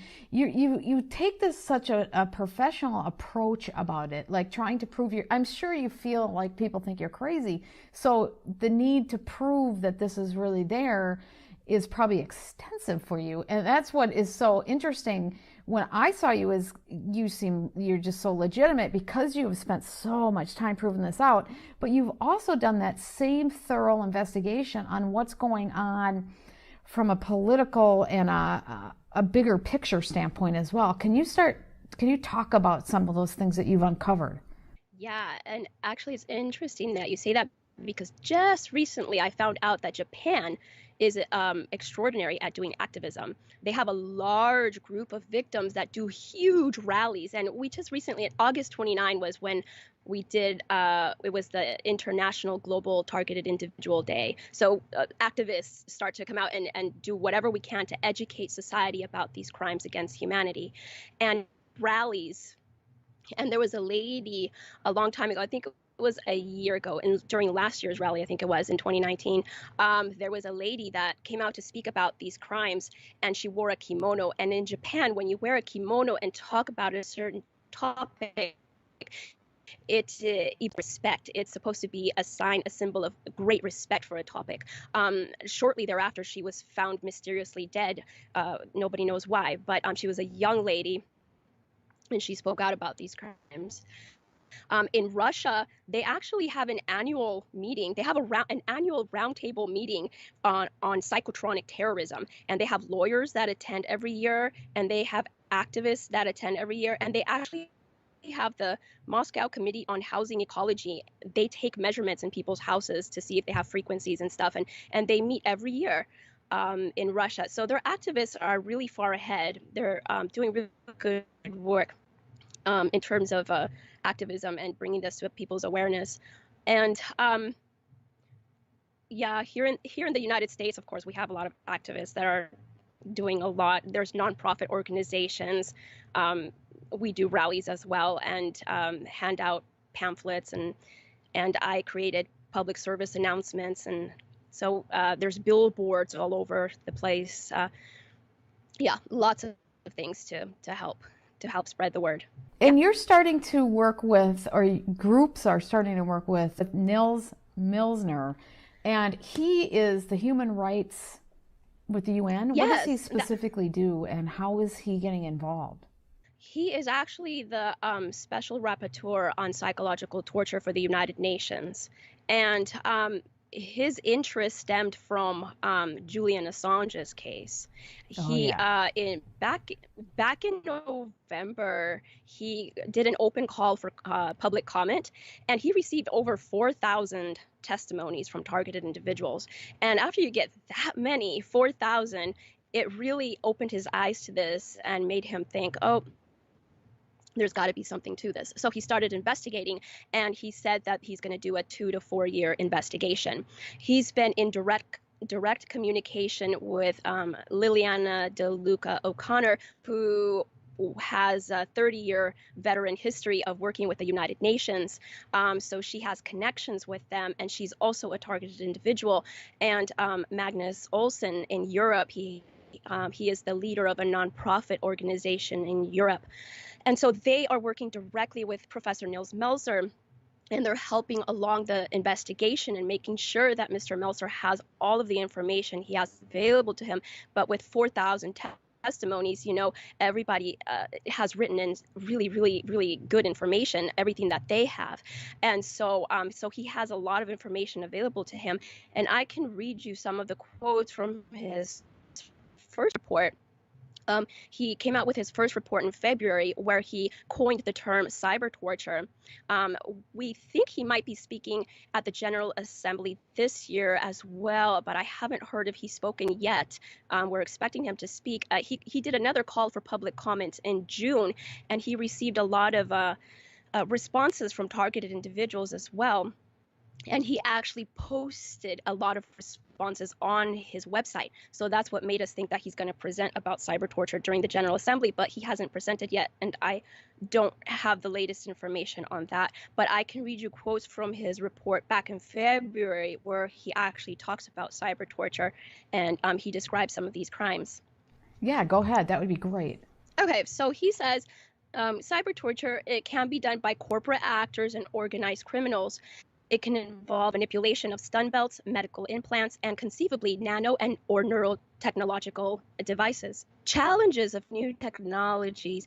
In order to ensure the adequate implementation of the prohibition of torture and related international legal obligations in present and future circumstances, its interpretation should evolve in line with new challenges and capabilities arising in relation to the emerging technology, artificial intelligence, robotics, nano and neurotechnology, or pharmaceutical and biomedical sciences, including so-called human enhancement. In the absence of physical custody, powerlessness can also arise through the use of body-worn devices capable of delivering electric shocks through remote control, given that they cause the complete subjugation of the victim irrespective of physical distance. And I think it's interesting that he talks about remote control, because recently, like about a year ago, there was actually a declassified document, CIA document, that the CIA during MK Ultra, they were actually implanting dogs with microchips, and they were doing remote control behavior modification with the dogs. Do you think they can take these nanochips that they're trying to do with vaccines and do mass control over the human population based on everything that you've seen now? I mean, I don't know many people who've researched it more than you. I mean, you're just so personally involved that it's become a passion of yours. I don't think that's an understatement. And with these vaccines that have those chips, they're putting the trust stamp that's going in Africa, where they're tracking people's bank accounts and they're tracking their vaccine and health records. I mean, they could easily insert these things to control us. I'm not an expert on this, and there are other people that are more knowledgeable, like Dr. Nick Begich. I highly recommend his books. He's so scientific, and he actually gave professional testimony to the European Parliament and had some resolutions passed through the European Parliament. So he's really an expert, really scientific about it. So there are other experts, but in what I have researched, I would agree with you that that's completely and absolutely totally possible. Nanotechnology is so easy to get into anything. And yeah, if you wanted to do that, people could definitely do that. And the thing with nanotechnology is that they assemble, they reassemble, and they disassemble into different units and different things. So they just need the different parts to do those things. So it's easy to do a lot of things with nanotechnology. You're underselling yourself, because Yeah. I know how much you research this and how much you're personally involved and very meticulous. So yeah, you might not have the science background of somebody, and you have Thank a you. different Thank you, science Sarah. I appreciate background that. or a different perspective, but Yeah. you are, so I would challenge that assessment, but you're very humble, so that probably is part of what makes you good as well at trying to figure this out. But anyways, keep going, because I would like to hear more about what is they're finding, Nils Milsner is finding through his reports. Okay, well, that's all I have from his report from February, but and he's still in an open investigation, and he said it's going to take about 2 to 4 years to do that in an investigation. But I just wanted to add something else about behavior modification and controlling the masses. You don't even need the nanotechnology. These weapons, they are able to control people in mass, and we do have historical record of that as well. We do have evidence of the Russian woodpecker. The Russian woodpecker was a signal that was sent throughout the world, and it did cause different malaise and different kinds of negative symptoms, and that was in mass. And also, we do have evidence of, for example, in 1973, in Medford, Oregon, the whole city of Medford, Oregon was involved in a non-consensual human experimentation, and it was by a nearby military base. A nearby military base was actually beaming ultra low frequencies to people's television antennas, and it didn't matter whether or not they had the television on or off. It just hit the television antenna, and Medford, Oregon became the suicide capital of the United States. So these frequencies were affecting people in a very negative way. And this non-consensual human experiment with directed energy weapons was led by Dr. David Frazier from a nearby university, who was paid to do that by the military. What did you learn based on that Medford study? What were they trying to do to see if they could get people to commit suicide, or get them to go to the, I mean, what was their agenda? Or were they trying to do something else, and then that's what ended up causing that, and they screwed up, or what? You know, I don't remember what the actual agenda was. It looked like they were just experimenting with these frequencies. But it was really interesting, especially that a university professor would do that. Although we do have evidence that universities were involved also with MK Ultra in the 1950s and 1960s and so on. It was so extensive, and they were doing so much mind control and manipulation of things as well. But the same thing also happened in Eugene, Oregon. The U.S. Navy was testing microwave weapons on Eugene, Oregon in the 1970s for months. So they can target cities. They can target large groups of people. They targeted all the Iraqi soldiers, right, and during the end of it. So, Exactly. And actually, more than that, I have another quote on that, actually. In Vietnam, I have this quote that says, "Electronic weapons are known to have been used by security forces on a number of occasions. The Americas are reported to have used ultrasound to disorient and demoralize their enemies during the Vietnam War. And a number of American police forces are believed to have carried out trials with infrasound generators mounted on the back of trucks." And that was in an article in The Guardian in 1986. So yes, this has been used extensively. Where do you think it's at now that it's becoming known at the UN level, to a point where people are starting to fight back? There's multiple groups. There's people saying, hey, this is happening. More people are knowing that this is going on. People are concerned that the 5G could be used in mass for that. You just don't need a military base close, and you don't need some kind of military equipment close, because we have all the 5G technology. They have the vaccines. I mean, there's so many things that, in the wrong hands, this could be used for negative. These technologies can be used for really good too, but in the wrong hands, and with what's being deployed, it can be and nobody is allowed to talk about it in our media. So then that makes you more worried. When they're not allowed to talk about anything, then you're like, well, So, and they're not allowed to actually investigate the danger or what's really going on. So where is this at? It's in the initial stages of being exposed, because when I found out I was a victim of this crime 5 years ago, it wasn't even in the alternative media. This was not talked about in people like you helping us expose these crimes. We have the alternative media, we have independent journalists, we have independent media. We're still in the initial stages of exposing these crimes. The United Nations, of course, is a huge help because it really legitimizes, it really acknowledges this in an objective way. And so that was a huge help. And of course, with the Cuban, the U.S. diplomats to Cuba, that helped to bring this out a lot more. We still have a long ways to go before this hits mainstream media and these programs get shut down, and men, women, and children everywhere are not at risk or even at a threat for being assaulted with directed. And the thing is, the other day I actually saw the Secretary of the Department of Defense come out in a video and acknowledge that China and Russia have weaponized satellites. So Trump recently started the Space Force, and right after Trump started the Space Force, France started their own Space Force. And I read an article that said France is going to be employing weaponized satellites within their Space Force. So there's something about these Space Forces that are going to allow them to weaponize space even more. And yes, Russia and China have weaponized satellites for sure, but the United States has had it for a very, very long time as well. So, but it was interesting that the Department of Defense came out in a video and actually acknowledged that. So it seems like it's coming out into the open more and more, and there's more exposure happening. That's what I'm seeing over the past 5 years. It's just being put out into the open and exposed more. Yeah, my little mini doc that I did like a 15-minute documentary about all the different frequencies and what it did. And I also did a show. I was on Dave Janda's show, and I went through all the different CIA documents, what they can do with different frequencies. And it's very known. It's not hidden. If people want to search, well, Google's doing a good job of burying things in some of these search engines now. Yeah. It's harder now than it was 2 years ago to find these documents. But it's out there and it's real. But, we could defend ourselves too, because we could do sweeping searches for frequencies that people are being bombarded with, and then we can block them.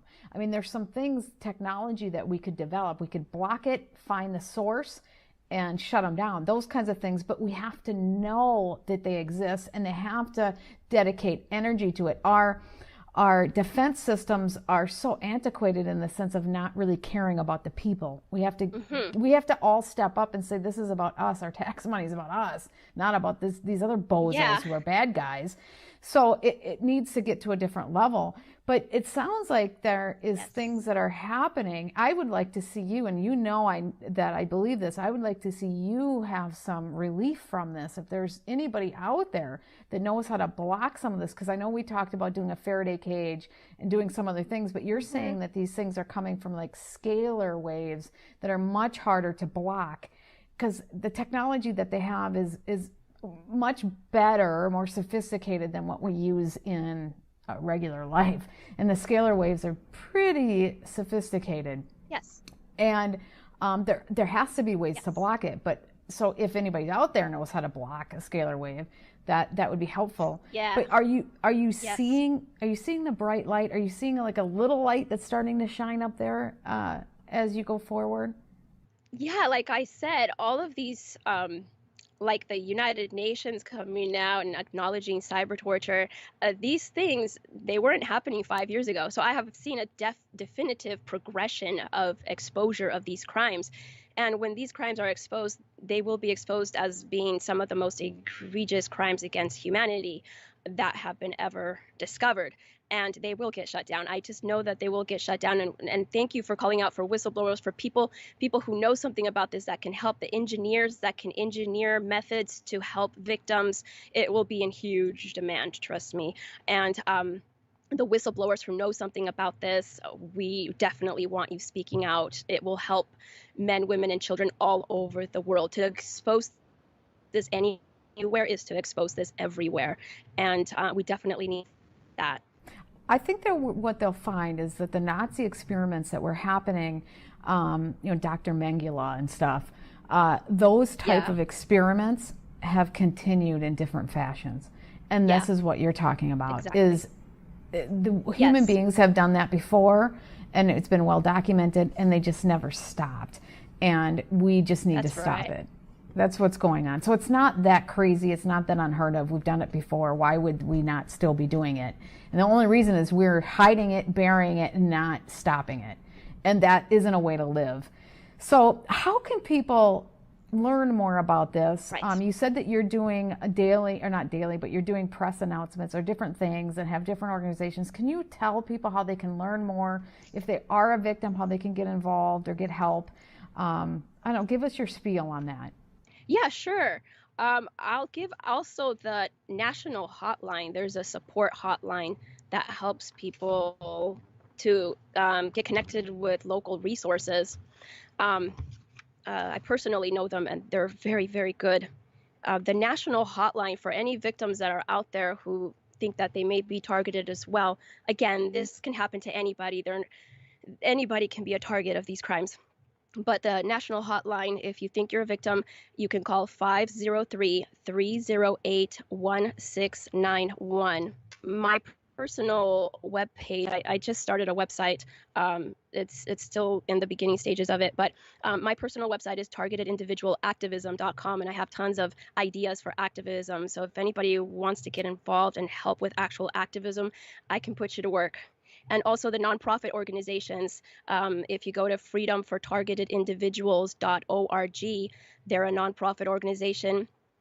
And PAX International, PACTSNTL.org. PAX International is also a nonprofit organization that helps victims of these crimes. So if you need support and if you think you might be a victim of these crimes, you can reach out to all those places. Well, thank you so much. Before we let you go, is there anything else that you'd like to share with the audience, or anything that you've been wanted to cover and I didn't give you the option to cover it? Is there anything? Because I don't want you to leave feeling like there's, darn, I wish I would have been. No, that's okay. I think there's so much information. There's tons of information, and I could just go on for hours and hours and hours. But I think I'll end on a positive note.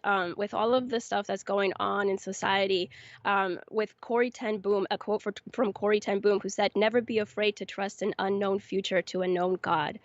And yeah. Okay, well, good. Well, thank you so much. And our prayers go to you. And I really hope you get the relief that you deserve. And thank you for standing up for others and for trying to expose this and being strong. Thank you for being strong for others. That takes courage. Thank you, Sarah. Thank you so much. It's been an absolute honor, and thank you for helping me expose these crimes. Thank you so much.